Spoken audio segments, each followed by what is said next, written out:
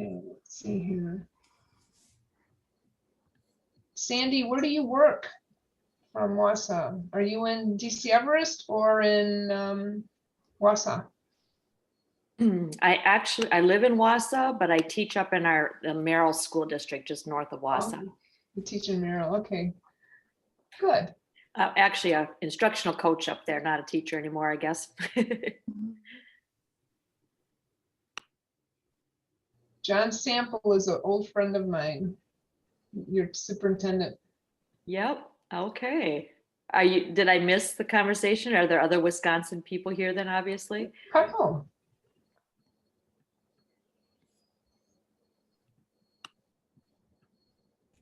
Evanston, I'm from Illinois originally.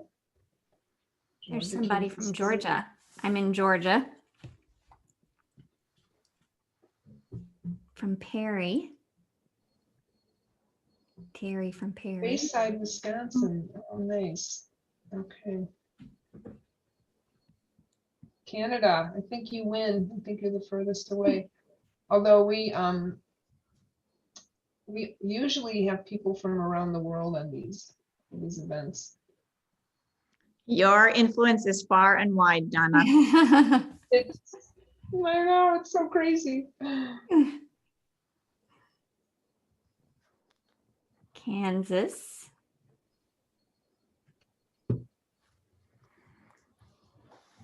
I've got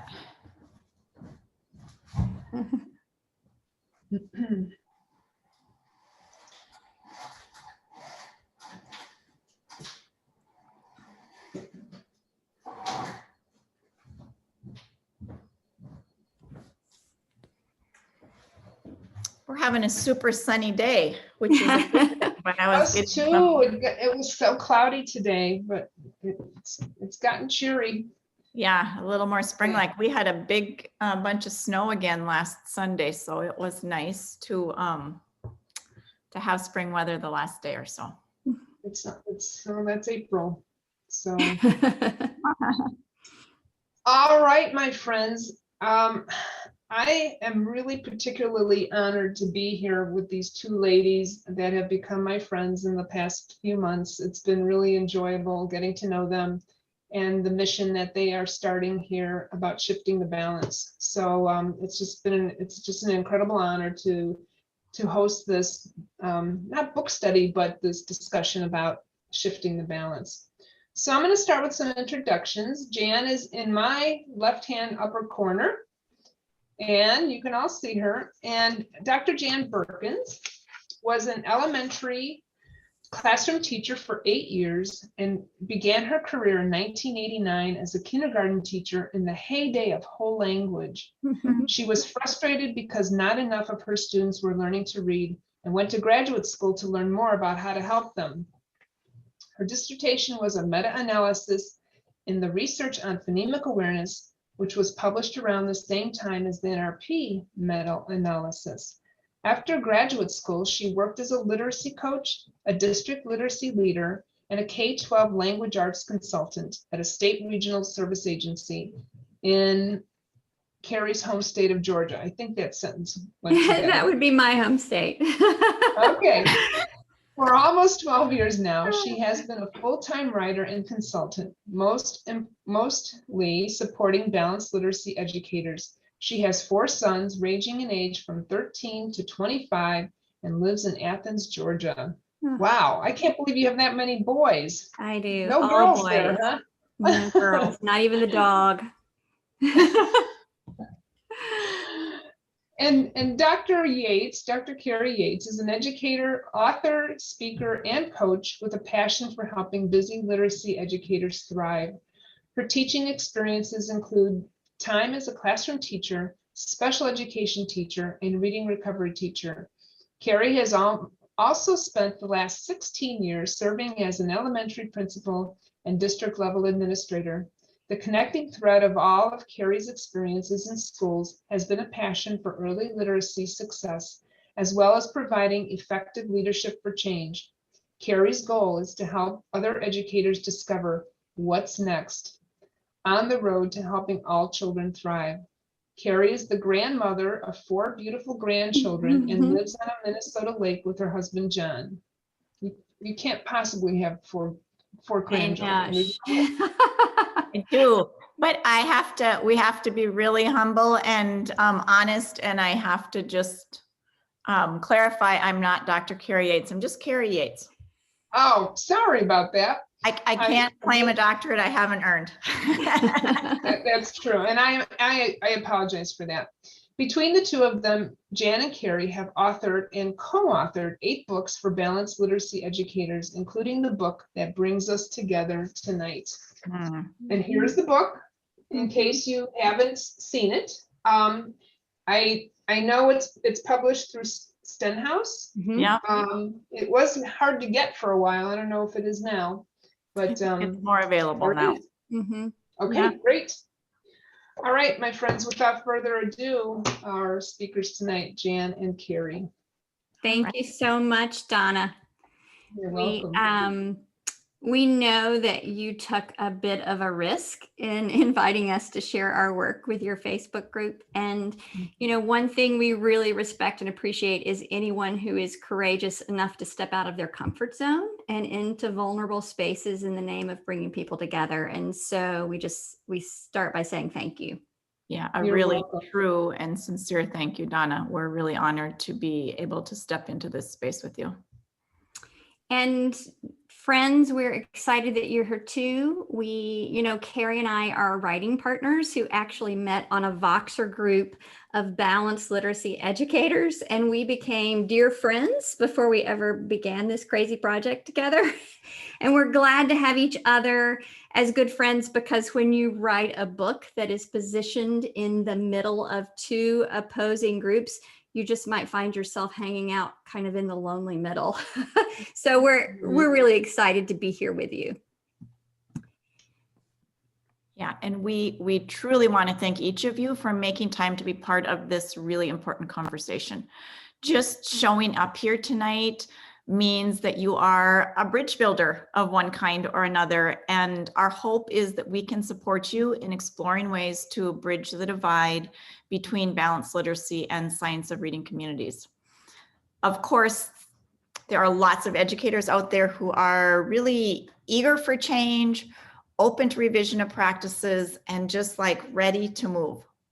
But also, we all know that for every teacher who has embraced this journey toward bringing more evidence-based practices into their balanced literacy classroom, there are dozens or maybe hundreds more who haven't yet begun to explore it, who are completely intimidated, resistant, or maybe just overwhelmed by the current conversation. And so from our vantage point, we see lots of bridge building work ahead and lots of ways that bridges can become the way across those rushing waters of confusion and misunderstanding that we know exist. So tonight is the first of a 3-part series focused on shifting the balance. And in this first session, we're going to talk a bit about the ways we've tried to strike a respectful voice in the book so that readers who might feel resistant could listen. And we hope that as we describe our intent and our reasoning, maybe you will see ways to shift the dialogue in the places where you might be trying to engage with educators right in your own school or district. And we want to draw explicit attention to the fact that we put quotes around the phrase "the other side" in the title of tonight's session, because one of the things we find unhelpful is the labels that we're all grappling with and the need to even choose sides. So sometimes it's unavoidable because of the necessity of communicating ideas. So even though we refer to the 2 groups currently at odds as science of reading and balanced literacy, we do understand that those labels introduce their own problems. So you know a little bit about us now. We want to learn just a little bit about you and what brings you here tonight to participate in this conversation. So think about why you're here tonight. And we've got some statements on the slide. When you find the statement that best describes your reasons, we're going to ask you to put the number in the chat. And if you want to add a few comments, or if you feel there's not the perfect descriptor for you, feel free to ad lib. But put a number 1 in the chat if this best describes you. I'm new to science of reading, but I'm ready to make critical shifts to my practice. Or number 2, I'm well into my own science of reading journey, but I'm a fish out of water in my own school or district. Number 3, I'm a strong advocate of science of reading, and this book makes me nervous. Number 4, I'm a strong advocate of balanced literacy, and this book makes me nervous. Or number 5, I'm tired of polarization, but I'm unsure how to bring people together. Oh, I'm seeing lots of every number. Wow, yeah, for sure. What a variety. I'm excited to see that variety because A one of half. course, I mean, on the first night, you've got to sort of take a stab at who's coming for what reason, and we Yeah. anticipated a mix. So yeah, please add your comments if we missed any important descriptors of why you're here. I love the people who are like me, who can never quite decide where you belong, and you've got to choose more than one number. Oh, thank you so much, friends. So regardless of why you're here, we really applaud your willingness and commitment to become a more skilled bridge builder, one day, one thoughtful conversation at a time. Our experience has been that it takes a healthy dose of courage to step into this work. And in fact, as we were writing Shifting the Balance, it became really clear to us that this is much more than academic work. It's also really emotional work. For us, this journey has been about trying to find a momentum in the sweet spot between respect for the body of knowledge referred to as the science of reading, while at the same time also drawing heavily on what is known about the science of leading human and organizational change in ways that are deep and long lasting. Nobody wants a pendulum swing, right? So while books like these, as well as the research behind them, provided a strong foundation to our understanding of the research behind Shifting the Balance, our reading diet also included a healthy dose of books like these, books written to help human beings navigate change, rethink long-held beliefs, engage in difficult conversations, and offer leadership on polarizing issues, such as the reading wars. In fact, we were so inspired by this new book, and it is so spot on for this conversation that we leaned on it heavily for tonight's content. So you'll hear us refer to it a lot. And you should grab it if you can, because yeah. Ladies, there are some people who don't see the slides. I'm not seeing them either, You know but I what? thought it was because I was recording. Oh, you know, Donna, We never I'm shared our glad someone screen. spoke up, because I don't think I ever shared my screen. Oh boy. It's But- okay. This is how we roll here. Yeah, and it's actually, you guys have great working memories that you remembered. You heard which one of those things to pick in that conversation. Exactly. All right, right. let's try this again. Thanks for speaking up, someone. Ah, there we go. Is that a little better? Yeah. So this is the book you need to get. Huh.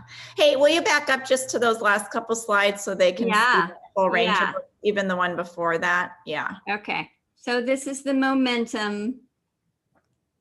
And then these are books related to the science. And these are books related to change and difficult conversation. And here is Adam Grant. My apologies, friends. Hey, I could have noticed it just as easily as anybody in the group, and I did not either. So Well, I could see them because I was advancing them, so it didn't occur to me. All right, here we go. yeah.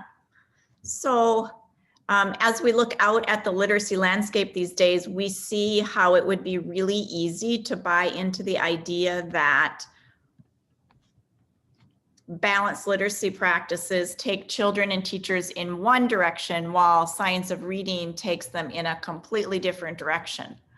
And while we began our journey, because we saw these two communities sort of viewed as, polar opposites, we've really come to believe that the most important work that we can envision and support right now is to play our part in helping to get more literacy educators pointed in a common direction. And that direction is the direction of practices that reflect the most current understanding of reading science in order that we can develop readers who are proficient, agitative, and engaged. And I think we all agree that that's the direction we want to be headed. And so we want to be clear that we didn't write this book or accept Donna's invitation to be with you tonight because we consider ourselves experts on the science of reading.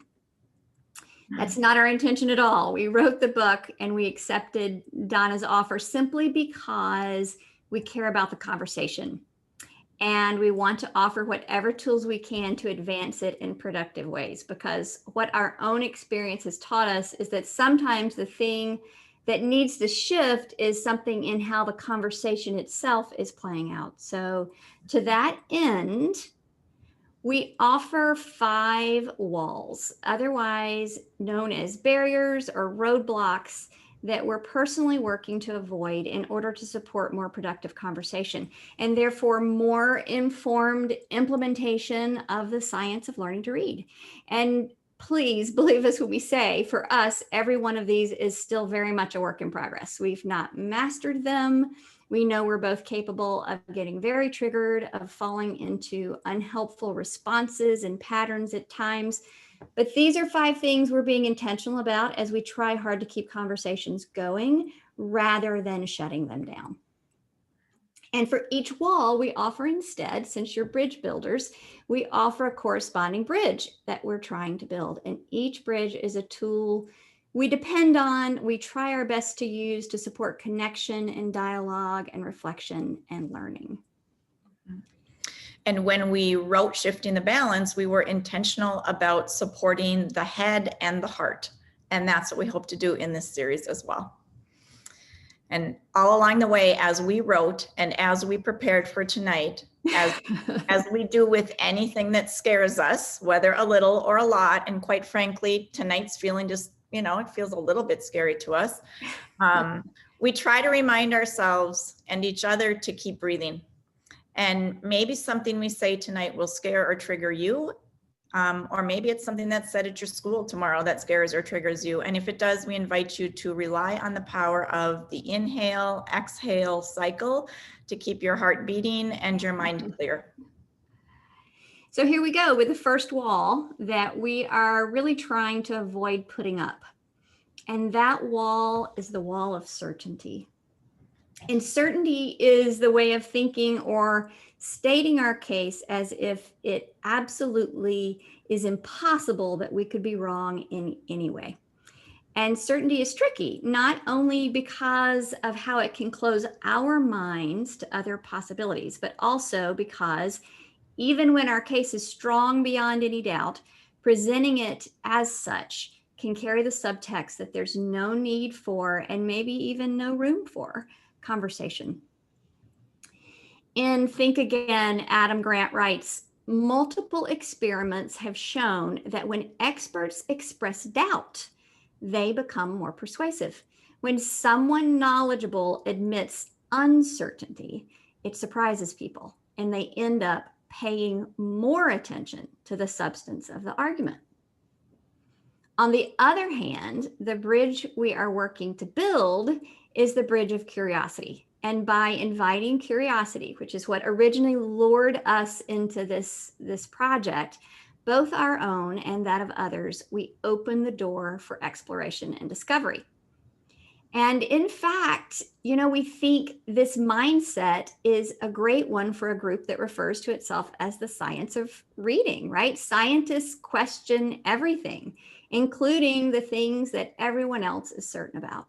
And as appreciators of science, we by very definition have to hold all of our beliefs a bit loosely and live in the space of some uncertainty. And we have to be prepared for the things we hold sacred to be discovered wrong.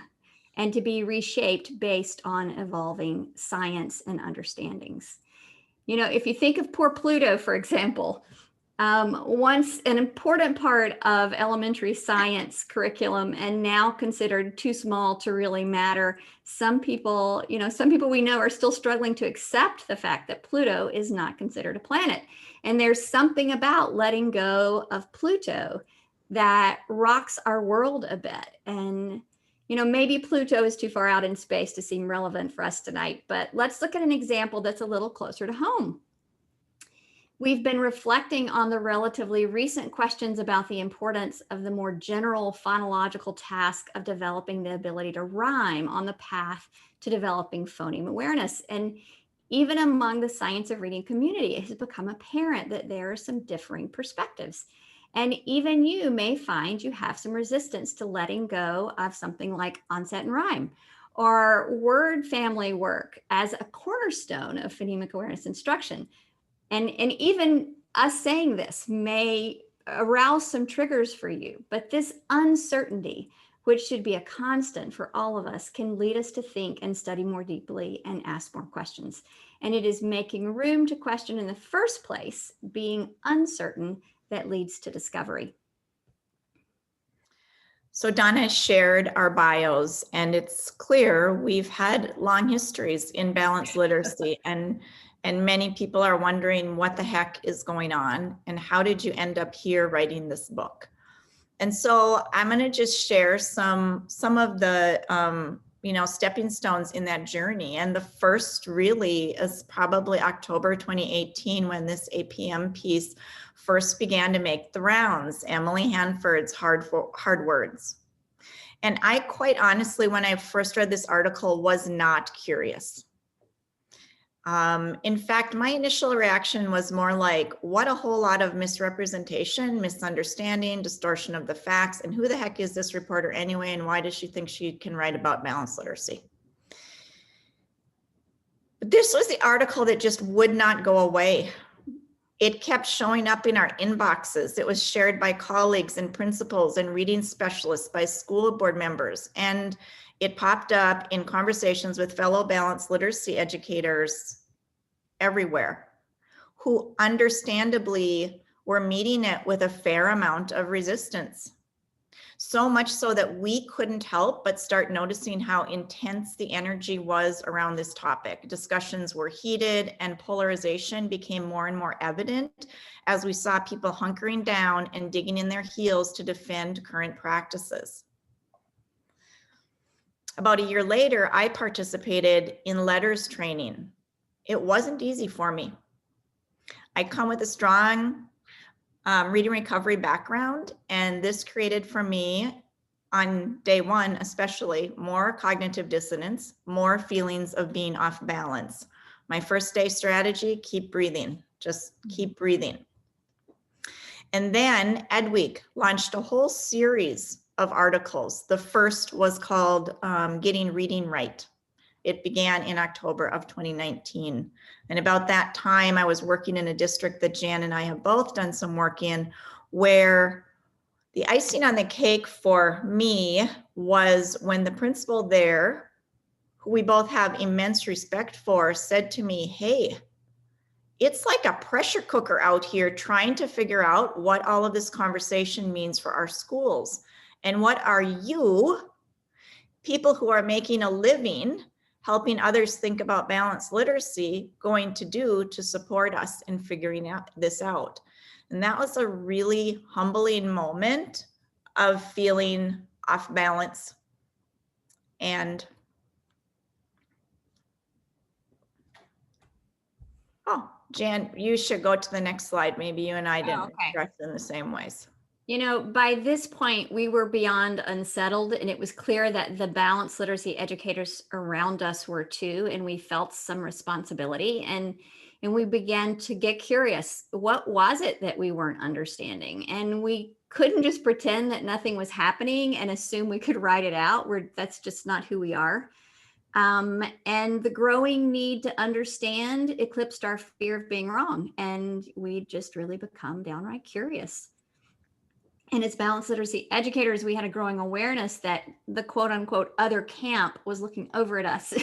In many cases, seeing our practices in completely different ways than we saw them ourselves. And that only fed our curiosity as well. And we had more than a hunch that we needed a fresh look at the water we were swimming in. And the more we followed our curiosity, the more clearly 4 foundational questions came into focus. And you will find these questions in the introduction of Shifting the Balance, because they are the questions we set out to answer when we got started. And the first is it possible that balanced literacy classrooms are sometimes a bit out of balance when it comes to understanding and promoting research-aligned instruction?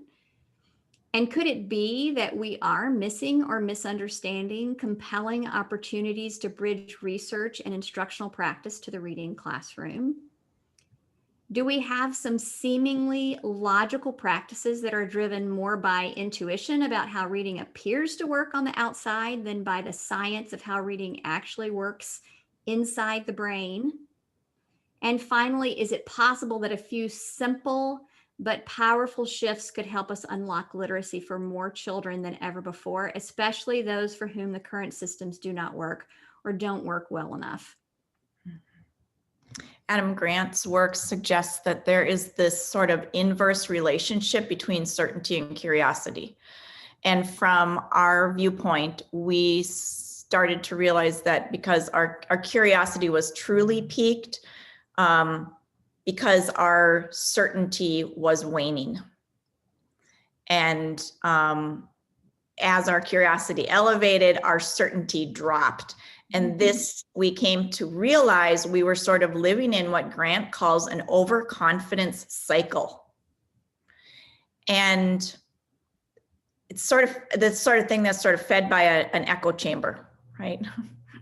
We are all, every one of us, susceptible to this same cycle. Pride feeds our conviction, which leads us to confirmation bias, or looking for evidence of what we already believe. And at the same time, we maybe overlook or dismiss things that contradict what we believe.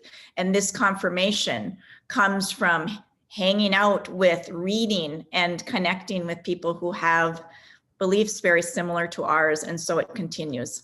And on the other hand, once you start to lose some of that confidence, that certainty, you are positioned to go into this healthier place of a rethinking cycle. And this is where we're really trying to live these days. We're trying to live in this rethinking cycle that starts with humility. And that humility leads to doubt, which feeds curiosity, which in turn sets us up for discovery. And discovery, especially public sharing of your discovery, feeds right back into humility. And so if you're feeling a bit off balance and experiencing some dissonance yourself, you are in a great place to live in this rethinking cycle. Mm-hmm. So what if we all got a little more curious and a little less certain? And what if we all actively work to enter into more rethinking cycles? And how can we make that happen? Mm-hmm. Grant writes, great thinkers don't harbor doubts because they are imposters.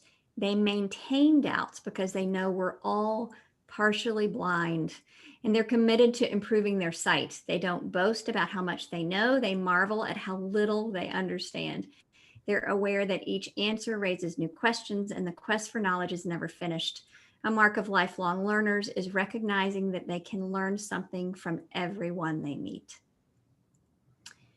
So just as we are working to do, we invite you to leverage both curiosity and uncertainty.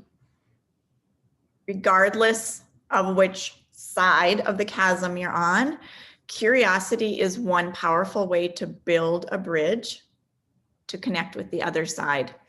So just reflect for a moment, how might you invite more curiosity into your conversations and practices?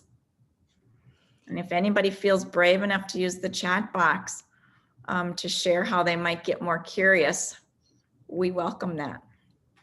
And Kari, I'm not seeing easy access to the chat box since I'm sharing my screen. So I'm going to let you navigate the chat if there's something you want to respond to. Mhm. Can you see it, Kari? Because I can read it for you as well. I can see it. Yep. I can see it. And Oh no, jump, jump, jump. Whoa.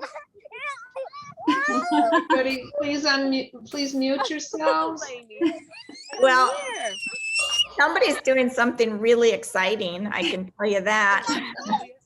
Wait.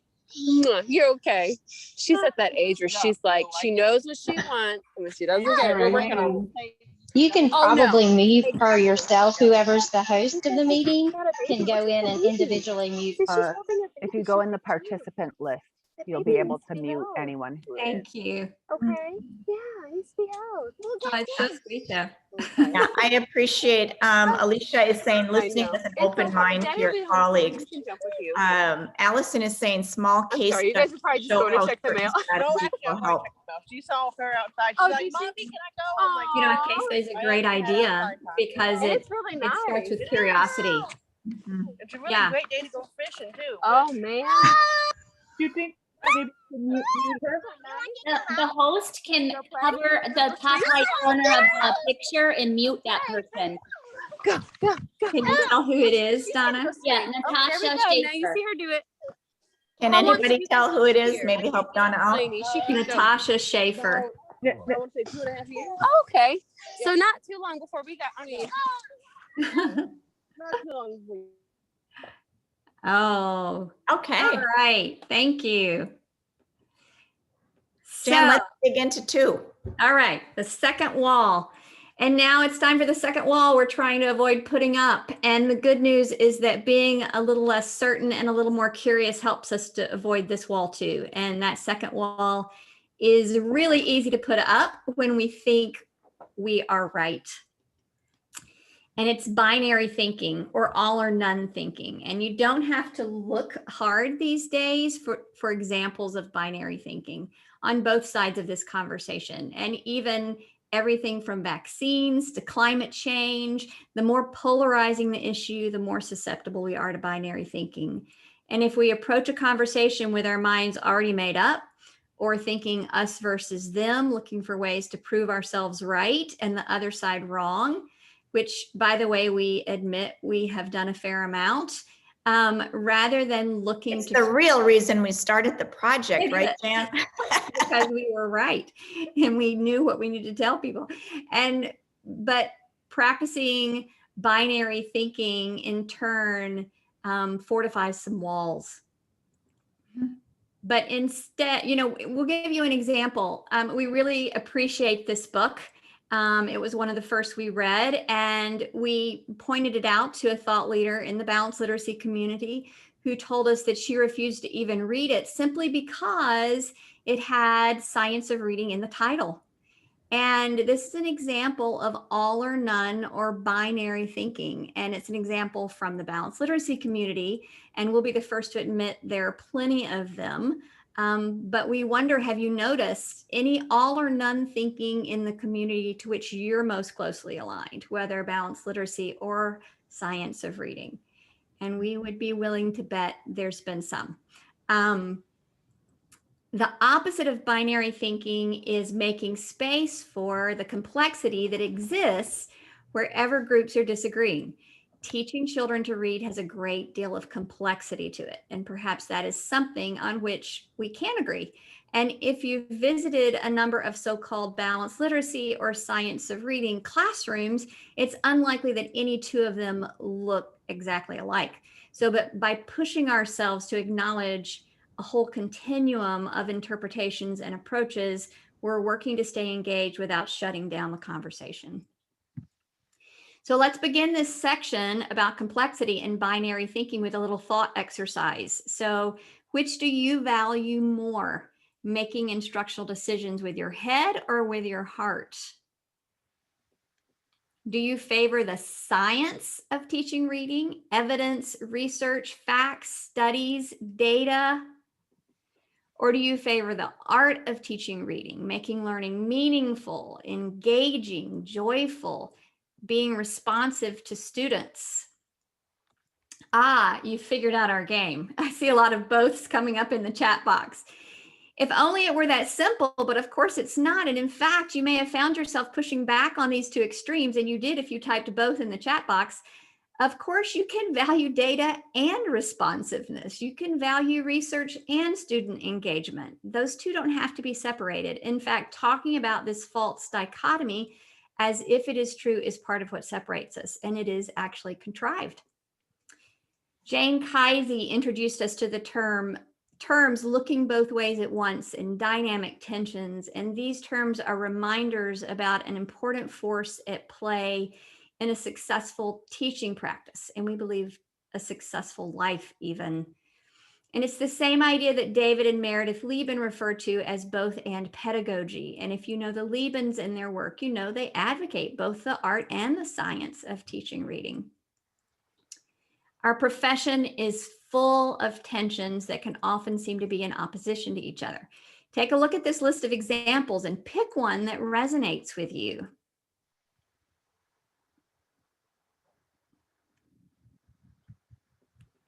Now notice the difference when you shift from taking a binary approach, one or the other, to taking a looking both ways at once approach. And we want to reassure you by looking both ways, we don't mean to suggest tokenism, a little bit of everything, piling more on top, throwing out the baby with the bathwater. But what we do mean is to push on some natural instincts to create false divisions, because the false binaries perpetuate the wars. Adam Grant points out that in every human society, people are naturally motivated to seek both belonging and status, and binary thinking, choosing sides and making the most compelling argument will win you both belonging and status points. Think about how belonging and status play out in a Facebook group, for example, or in a faculty meeting. We become a part of a team and we take pride when our team wins. And if we don't follow the rules, we run the risk of being punished. And when we're part of a social team, that becomes part of our identity. But within teams, it's easy for stereotypes about those on the other team to become entrenched and pass from person to person. Think about your favorite sports rivalry. Our identities as members of a Yeah, we've got a bunch of cheeseheads in this group from Wisconsin. from Wisconsin. Our identities as members of a particular group, those about which we are most passionate, become not only about who we are, but also about who we are not. And I just think this is such an important point, friends. Part of our identity can become being against someone. As someone says, we don't just identify with our group, we disidentify with our adversaries, coming to define who we are by who we are not. And we don't just preach the virtues of our side, we find self-worth in prosecuting the vices of our rivals. And this, of course, puts up walls. When we pair strong identification with a group together with the overconfidence cycle, we can quickly end up with group polarization or binary thinking. And what unfolds resembles a giant tug of war, even when in many cases our differences are not as big as we make them. Partially because if we minimize differences, we will lose part of our identity. That idea really touches me. This idea that if we minimize our differences, we let go of the part of us that is built on being against something. So being at war actually serves us in a way. We've all heard the term reading wars, push and pull, argue and debate, this or that. But if we're genuinely interested in coming together in productive ways, we'll step back, take a breath, and acknowledge that in every polarizing issue, there are lots of shades of gray. And when we see the world as shades of gray rather than black and white, we recognize that balanced literacy doesn't play out in one precise way from classroom to classroom, and that implementing more reading science doesn't always look the same either, because although the science may be clear, the very specific implications for practice are much more murky at times. So recognizing shades of gray along a continuum provides a way for us to acknowledge our commonalities. Adam Grant presents this perspective as taking, as complexifying, and he offers research to support it as being the antithesis of all or none thinking. And to complexify, according to Grant, is to recognize the many perspectives or shades and variation of thinking across a continuum, which ironically the science shows makes moving forward easier. And so, in fact, he presents one study where pairs of people on opposing sides of a polarizing issue were put in a room together to see what they could do to resolve their differences, right? Think of your uncle who has a completely different political affiliation than you. And one group was given articles evenly presenting both sides of the issue.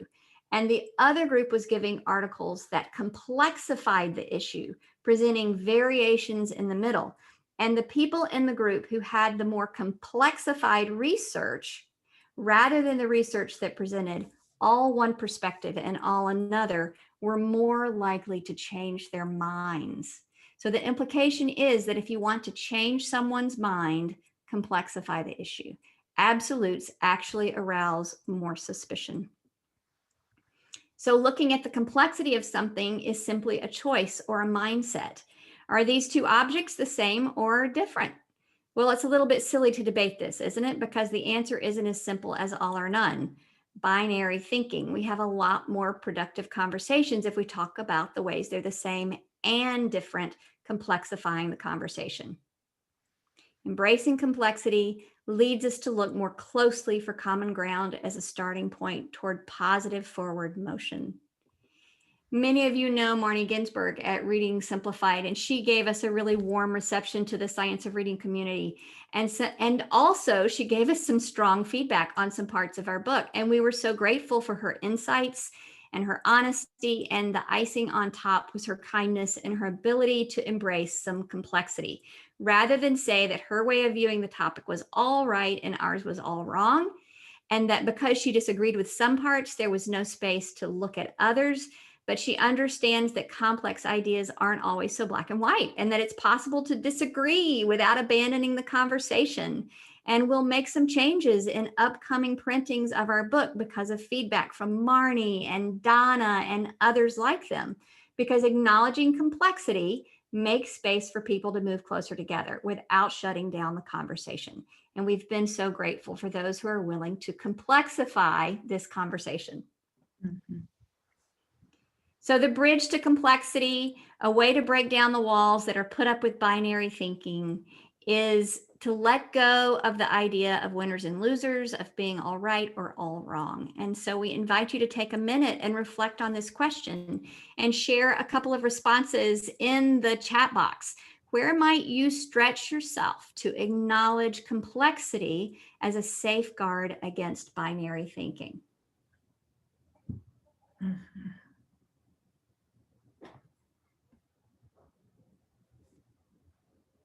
I didn't know Marnie's in Wisconsin. I think I had forgotten that. Marnie is in Wisconsin too. Okay. I guess so many good things come out of Wisconsin. I'm from Minnesota, right next door, so we have some sports rivalries. We also have the Measured Mom is from. Oh yeah. Well, Anna Geiger, or Anna Geiger, I think her name is. Yeah.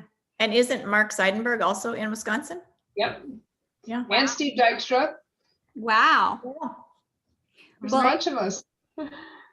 I'm going to go ahead and move us along, Kari. Yeah, we're going to move to 3.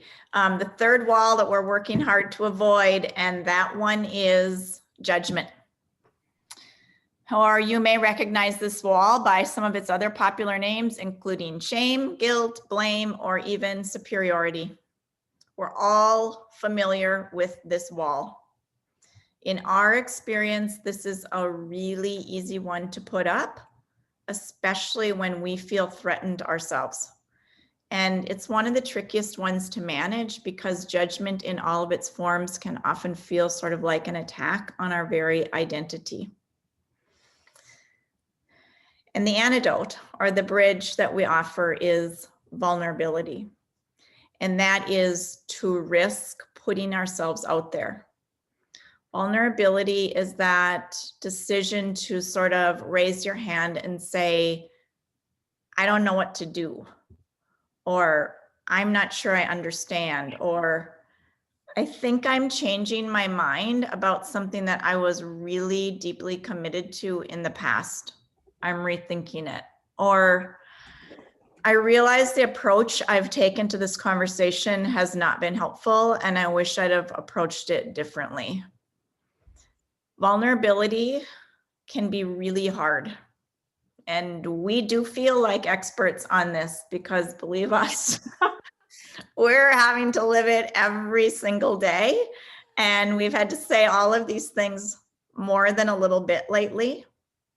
But one thing we have learned about this business of making yourself vulnerable is that although it opens you up to judgment and blame, it also can be the very thing that makes connections with others possible. And if you're a Brené Brown fan at all, you probably have already been thinking about that. Remember that curiosity we talked about in the first section, and how curiosity leads to questions and questions lead to discovery, and isn't that exciting? Except the truth of the matter is that for us, discovery led to like a growing crescendo of, oh, shift. The discoveries we were making when we were engaging with open minds were making us feel more and more vulnerable by the moment. You heard Donna share our bios. We've built professional lives in the space of balanced literacy. And yet, as we were doing this work, we were coming to understand more clearly day by day what a lot of the fuss and conversation was about. And we really had to seriously consider shifts to the practices that we were engaging in ourselves and asking others to engage in. And I'll be honest, I could feel a pit in my stomach just tightening each time we started to dial in on another practice. And then Jan started to say, you know, balanced literacy teachers really need to get this information presented in an informational or in an invitational approach. They need an invitational approach to exploring these shifts in practice. And so I think we should write a short book. And I just like, no, absolutely not writing this book. I'm a hard no. I'm out. I don't want to write another book. I not because I didn't want to write another book, not because I didn't want to support balanced literacy teachers, not because I didn't want to spend the time or the work or hang out with Jan, but because I was literally scared to death of writing this book. And Jan, you know, she knows me, and so she just basically said, oh, you need more time. Right. And then she just kept kind of at it and asking and saying, we need a book. We need to support balanced literacy teachers. We need to see if we can put together a short book. And I started saying things like, you know what, I'm happy to be a strong thought partner with you on this. I'll be here when you need me, but no, I'm out on putting myself out there in this way. And she was persistent, and she kept saying, we need to figure out how to share some of our learning in a really accessible way with balanced literacy teachers. And eventually I said, you know what, Jan, you're right. And I'm in, but honestly, I am scared to death. And it was true. And this project has never not been scary, but it's been really important to us to recognize the vulnerability that we feel in ourselves and that we're asking teachers to experience as well. And so I think part of this project has been figuring out how to best support the members of a community that we love and care about and respect, and to help them to make these shifts in respectful ways while creating a real sense of safety around doing that. Not because we don't think teachers are brave or resilient or up for it, but because we care about them and want to create a really safe and respectful space. And we agree with Margaret Goldberg, who says classroom teachers are the most direct and efficient conduit to students. So if we care about student learning, we need to care about teachers and their feelings, even if it means rethinking the tone, accessibility, and framing of research. We know that sometimes our approach to change can actually entrench or reinforce the status quo rather than doing what we intend it to do. And that as human beings, when we feel threatened, we all know we put up our defenses, right? We fight, we argue, we defend, we avoid, we leave the conversation, we freeze, we shut down. And all of that keeps progress from moving forward. And so we, when we agreed to write a book, we agreed that we wanted to write a book that really created safety for a hard conversation. That's not just about practices, but also about the very identity of the balanced literacy educators that we care about and support. So here's a picture of us in January 2020 when, remember, we used to go on airplanes and go to hotels and things pre-pandemic. And this was the one time we ever spent together in person while working on this book. And when we were together, we look so sleep deprived, don't we? We're sleep deprived and a little exhausted, but I think part of what we were grappling with that weekend as we worked on a proposal was just the emotional side of this and the commitments we wanted to make to take care of ourselves and each other. And so we want to share those commitments with you, and we hope that they'll be of use to you in your work and that you might share them with others. Because as we began this work, we said we really commit to being kind to ourselves, making peace with the unavoidable reality that there are things we have missed, misunderstood, and misinterpreted. And we commit to honestly appraising our current practices with an open heart and open mind. And we commit to recognizing and reflecting on our own triggers and our own biases. And we commit to actively working to lower our defenses so that we can raise our awareness. And we commit to reconsidering, reprioritizing, or simply letting go of less helpful practices in order that we make space for some that are more effective. We commit to taking action rather than giving in to the paralysis of self-doubt and overwhelm.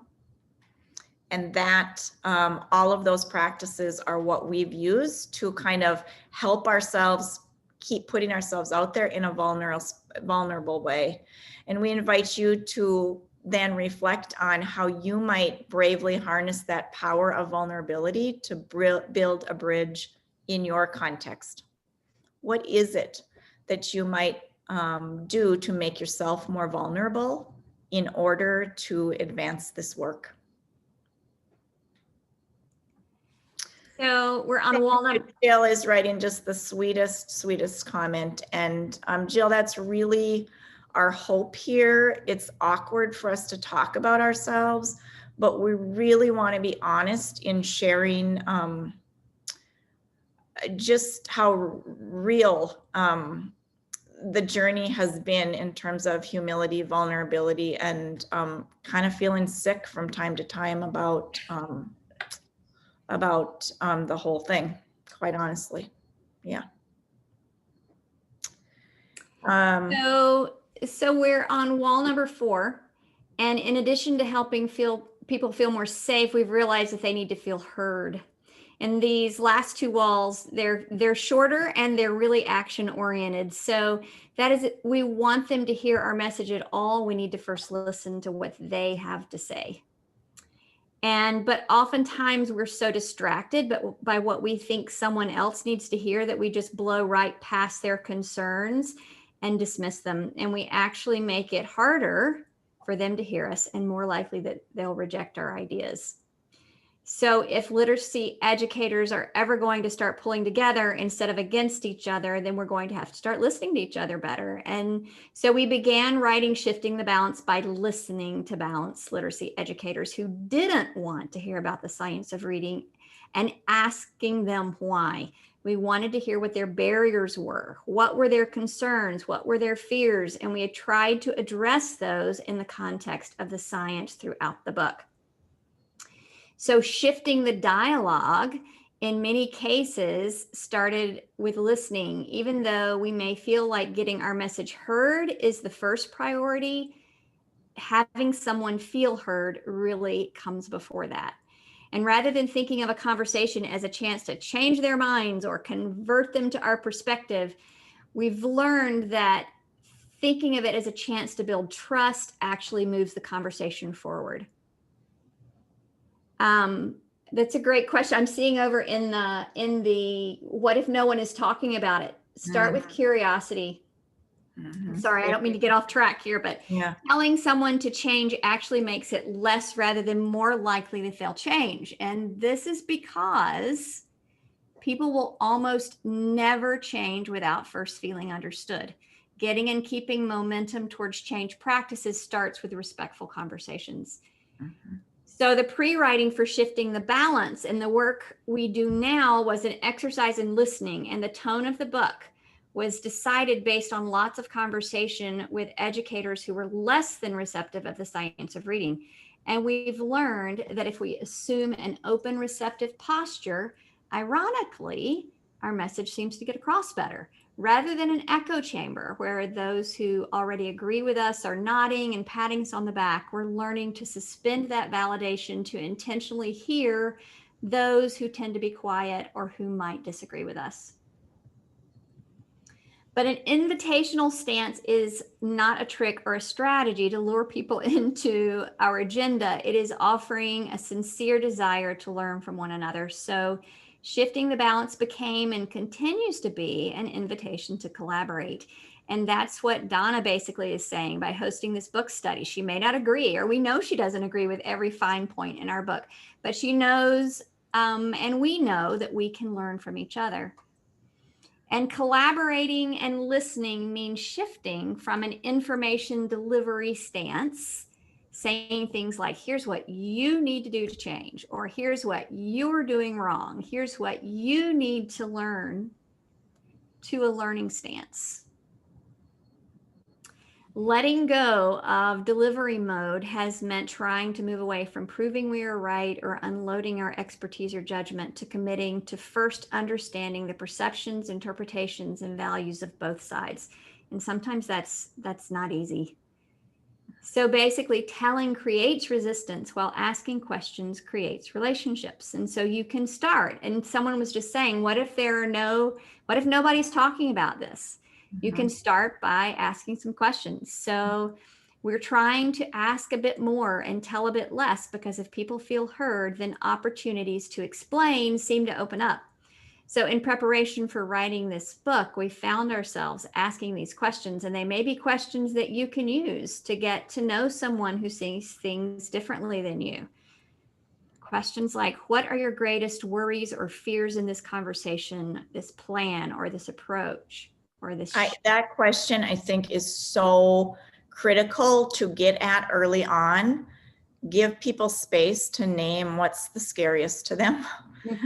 It's information you need to know, because it's going to become a roadblock. And it's also the bridge, because if you understand what their fears are, you can help them get across that bridge. And what kind of evidence or reassurance would ease or change your mind? And what aspect of this conversation makes you uncomfortable? And what ideas do you have for how we could move forward? Feelings, frustrations, and fears are real. Naming them can open doors. And here are some things we've said to keep various conversations going as we live in this liminal space between differing opinions, which is kind of our existence these days.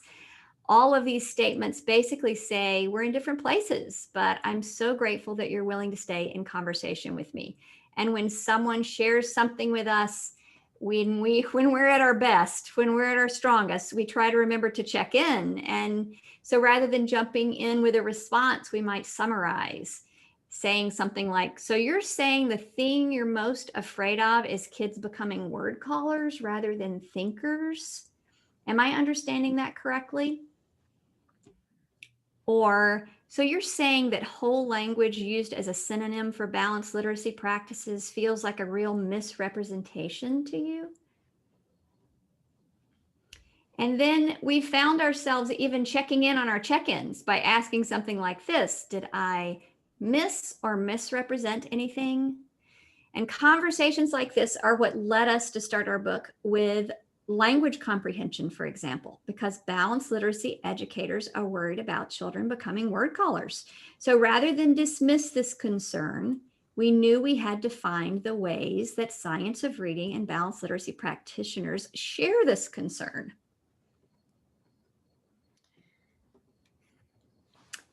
Because we really do want to listen with the same passion we feel about being heard, and to think about recurring disagreements.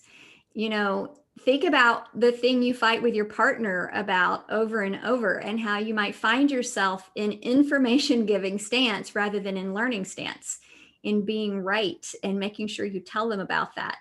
That argument about the toothpaste or taking out the trash or whatever, that never seems to get resolved when we're stuck in trying to change somebody else. And where dismissiveness is a trigger that closes doors, both ours and the person we want to see something differently, listening can help us keep the door open. So we wrap up this fourth bridge with this question: how might you truly listen to those you disagree with without getting triggered? And what fears do you need to name?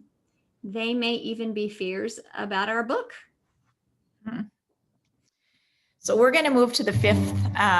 We're going to move to the fifth set. I promise you, this one is short, but it's sweet, so critically important. And we're going to go a few minutes over 7 here, Donna, but we're going to go quick, okay? And 5 is the fifth wall is overwhelm. And you can believe us when we say this is a wall we've encountered ourselves time and time again, whether it's trying to figure out where to dig in with the research or where to start with organizing the garage after our recent move. Overwhelm is a real thing.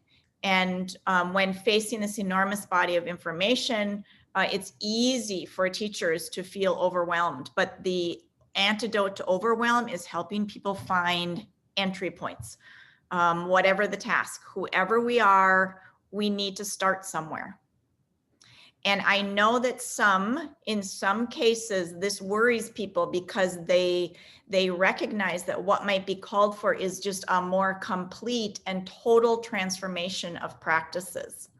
But we really believe that in every single case, no matter how far you have to go, what's called for is getting started. And so to find a starting point and get going, that's really a sweet spot we tried to hit with shifting the balance. Shifting the balance is not an end-all be-all guide to the science of reading. The intent for our book was to help those who feel overwhelmed to find a place to kind of put their boat into the water, especially because the water sometimes can feel like this rushing river of information. We believe a body in motion stays in motion, and that momentum has to start somewhere. And so that brings us to next week's topic, which is to dig into the 6 shifts and to really think about what are those 6 shifts that we offer in each of those chapters. And what we'll find next week is the topic of each chapter offers this potential starting point for better aligning classroom instruction to the experimental science about how children read. And although we know each of those chapters is a potentially powerful starting point on its own and could be considered separately, each of those entry points, there's just no getting around the interconnectedness of all of those chapters, because those of you that know the science of reading know how all the pieces come together, right? So once someone starts making a shift in one of these areas, we believe and have experienced that chances are they will be naturally led to start thinking about shifting things in other areas as well. It's about getting going. I'm going to go to the next slide, Jan. Sorry. Teachers want to know what they can do tomorrow. They want to get started even as they learn more. Sorry. And small steps feed success and momentum. You okay? Our- Sip of water. We are believers in the power of a single shift in practice, and we love nothing more than this little 1-minute clip from this video that demonstrates the Oh, I'm power. sorry, Kari. I'm sorry. It's good. Go. Playing with dominoes, but what you may not know is that a domino can knock over another domino, which is about 1.5 times larger. So what I have here is a chain of dominoes. Each one is 1.5 times larger than the previous one. And the smallest domino is about 5 millimeters high and 1 millimeter thick. And I will carefully place it.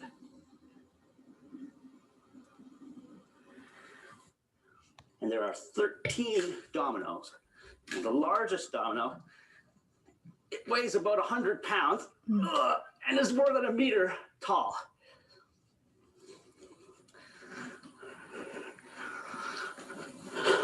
Ready?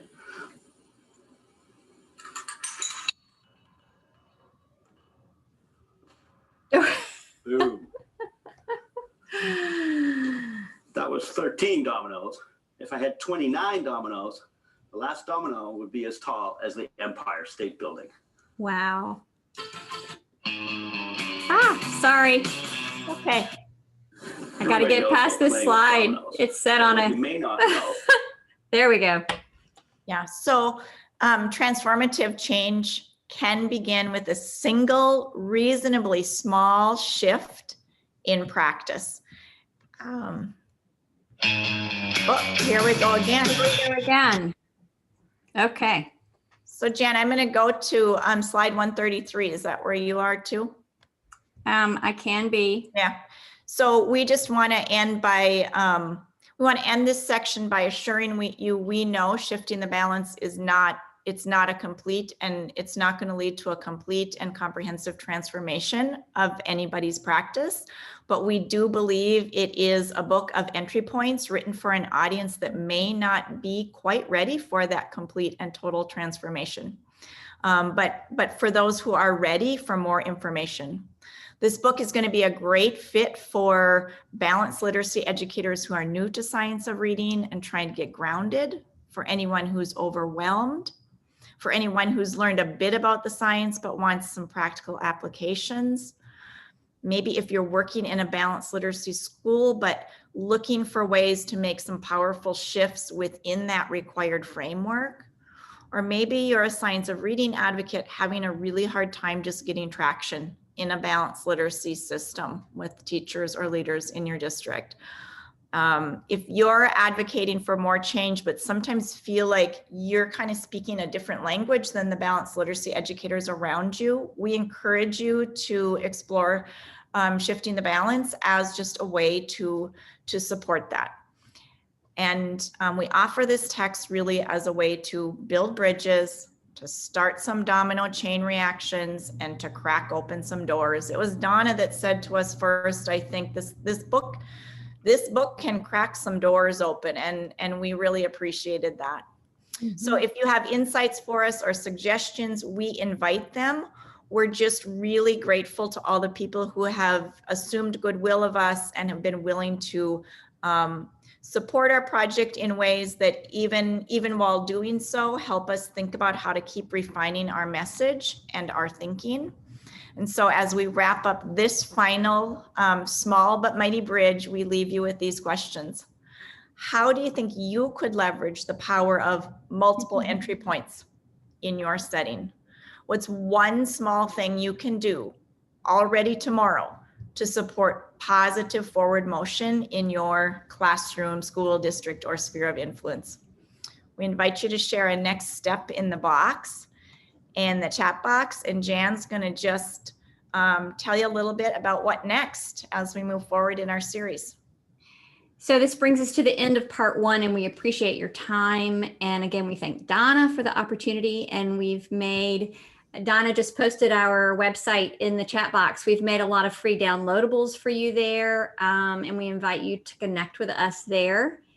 And we hope you'll join us same time next week, and we're going to really dig into the book and explore some of the misunderstandings that are upended by the research as we unpack it in the book. And in 2 weeks, we'll have a Q&A session. So if you have questions you want us to address, please email them to us at janandkerry@gmail.com. And that's basically the end of the presentation. We thank you so much for your we would truly love to hear from you. So please reach out in an email if you have questions or things you'd like to hear us make sure we focus on, spend more time on. We're excited to get really practical next time about shifts, and then get really action oriented in the third session, as well as Q&A guided by you. So again, can everybody in this group just give like a big salute to Donna, who has masterminded an 80,000 plus member group to try to get momentum going? Thanks so much, Donna. Yeah, thank you, Donna. Your presentation tonight, I felt like I was sitting in church, and it was so spiritual for me. Oh. Because I really believe that this is so important. This work is so important that we all understand how we can help all the teachers that just don't understand. And I know so many of you want only the best things for your kids. We all do. And how do we do that? How do we get that message out? So this is big work. I'm so excited to be a part of it. I thank you for your work. You're so eloquently, you put those words together so eloquently. I could never do that. And I really appreciate how you've approached this. Just thank you, ladies. Well, thank you, Donna. That means a lot to us. We took the slide out tonight, but one of the slides we had in was showing that when we launched our website, and we were so proud of it because we worked hard to make it really beautiful. And it was up for about a month and a half before somebody pointed out to us we had misspelled the word literacy on the front page.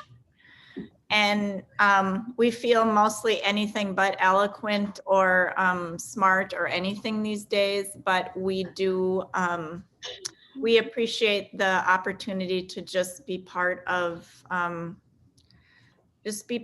to support teachers in heading in the right direction on behalf of kids. Absolutely. More to come. I think this is going to be a summer of change. I'm thinking of another book study, right? A summer of change. I love that. Change. Yep. Yeah. All right, friends. Thank you for staying on. And Donna, we'll see you next week. Yeah. Will you stay on for a minute, Donna? Sure, you bet. Okay, great. Thanks, everybody. We're so appreciative of you. Back to families and supper and babies and dogs and things. That's right. Will this be recorded for us to watch at a later time? You bet. It's going to be available tonight. I can send it out to you. Wonderful. Thank you so much. Do you ever sleep, Donna? Carrie, what was the second wall?